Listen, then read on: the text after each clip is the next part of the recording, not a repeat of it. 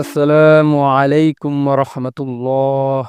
প্রিয় ভাই ও বোনেরা, আশা করি আপনারা সকলেই ভালো আছেন।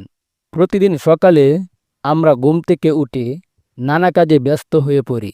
কেউ মোবাইল হাতে নেই, কেউ নাস্তার চিন্তা করে, আবার কেউ অফিস বা স্কুলের প্রস্তুতিতে ডুবে যায়।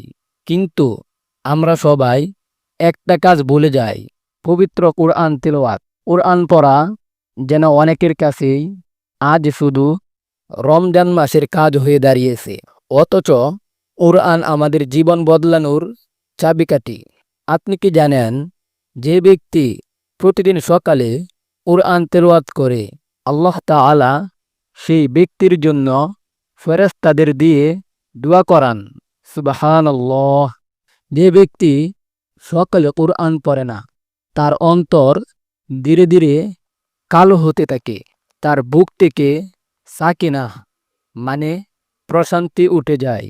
তার জীবনে অশান্তি, দুশ্চিন্তা, রাগ, হতাশা বাড়তে থাকে। সে বুঝতেও পারে না কেন তার জীবন থেকে প্রশান্তি উঠে যাচ্ছে। এর আসল কারণ হলো কোরআন তেলাওয়াত না করা। এক হাদিসে রাসূল সাল্লাল্লাহু আলাইহি ওয়াসাল্লাম বলেন, যে ঘরে কোরআন তেলাওয়াত হয় না, সে ঘর শ্মশানের মতো, মৃত, প্রাণহীন। যেখানে কোরআনের আলো নেই, সেখানে শয়তান বাসা বাঁধে। তো প্রিয় ভাই ও বোনেরা, রোজ সকালে যদি মাত্র 5 মিনিট সময় দেন আল্লাহর কিতাবের জন্য, বিশ্বাস করুন, আপনার মন ও জীবন বদলে যাবে।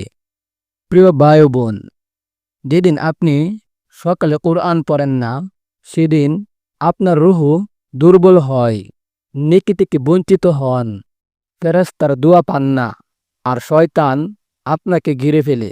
আল্লাহ তাআলা কোরআনে বলেন, নিশ্চয়ই এই কোরআন এমন এক পথ দেখায় যা সবচেয়ে সরল ও সঠিক। তাহলে আপনি ভাবুন, আপনি কি চাচ্ছেন? আপনার সকাল শুরু হোক শয়তানের ছায়ায়, নাকি আল্লাহর নূর ও বরকতে? ভুলে যাবেন না, পবিত্র কোরআন কেবল পড়ার জন্য নয়, বাঁচার জন্য। প্রতিদিন সকালে 5 থেকে 10 মিনিট কোরআন পড়ার অভ্যাস গড়ে তুলুন। দেখবেন মন শান্ত, জীবনে বরকত, আর মৃত্যুর পরও কোরআন আপনাকে ছেড়ে যাবে না। সুবহানাল্লাহ। প্রিয় ভাই ও বোনেরা, যদি আজকের কথা আপনাকে স্পর্শ করে থাকে, তাহলে ভিডিওটি শেয়ার করুন আপনার প্রিয় মানুষদের সঙ্গে। তাদের সকালেও যেন কোরআনের আলোয় ভরে ওঠে। আর হ্যাঁ, কমেন্টে লিখে জানান, আমি আজ থেকেই প্রতিদিন কোরআন পড়া শুরু করব, ইনশাআল্লাহ। আর আপনি আলোর সন্ধান চ্যানেলটি সাবস্ক্রাইব করে পাশে থাকুন।